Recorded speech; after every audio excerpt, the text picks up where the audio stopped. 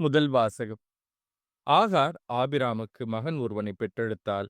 அவனுக்கு ஆபிராம் இஸ்மயேல் என்று பெயரிட்டார். தொடக்க நூலிலிருந்து வாசகம். அதிகாரம் 16 இறைவசனங்கள் 1 முதல் 12 முடிய மற்றும் 15 முதல் 16 முடிய. அந்நாள்களில் ஆபிராமின் மனைவி சாராய்க்கு மகப்பேறு இல்லை. சாராய்க்கு ஆகார் என்ற எகிப்திய பணிப்பெண் ஒருத்தி இருந்தாள். சாராய் ஆபிராமிடம், ஆண்டவர் என்னை பிள்ளை பெறாதபடி செய்துவிட்டார். நீர் என் பணிப்பெண்ணிடம் உறவு கொள்ளும். ஒருவேளை அவள் எனக்காக பிள்ளை பெற்றுத்தரக்கூடும் என்றார். ஆபிராம் சாராயின் சொல்லை கேட்டார். ஆபிராம் கானான் நாட்டில் 10 ஆண்டுகள் வாழ்ந்த பின் அவர் மனைவி சாராய் எகிப்திய பணிப்பெண் ஆகாரை தம் கணவருக்கு மனைவியாக கொடுத்தார். அவர் ஆகாருடன் உறவு கொண்ட பின் அவள் கருவுற்றாள்.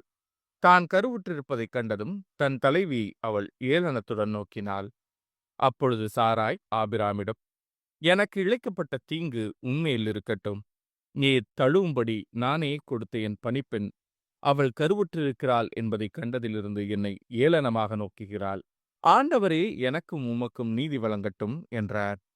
ஆபிராம் சாராயிடம், உன் பணிப்பெண் உன் அதிகாரத்தின் கீழ் இருக்கின்றாள்.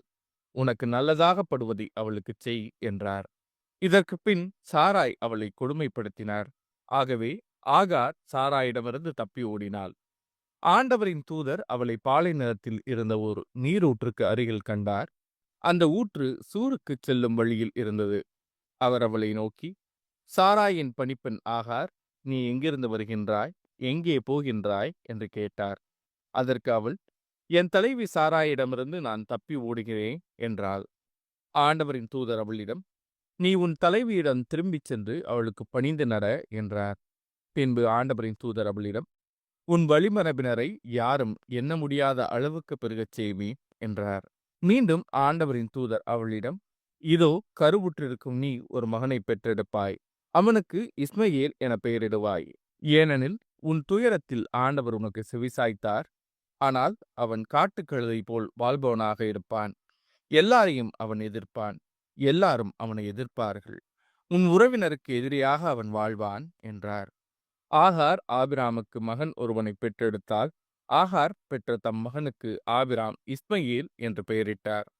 ஆகார் ஆபிராமுக்கு இஸ்மயேலை பெற்றெடுத்த பொழுது அவருக்கு வயது 86. இது ஆண்டவரின் அருள்வாக்கு. இறைவா உமக்கு நன்றி. பதிலுரை பாடல். ஆண்டவருக்கு நன்றி செலுத்துங்கள், ஏனெனில்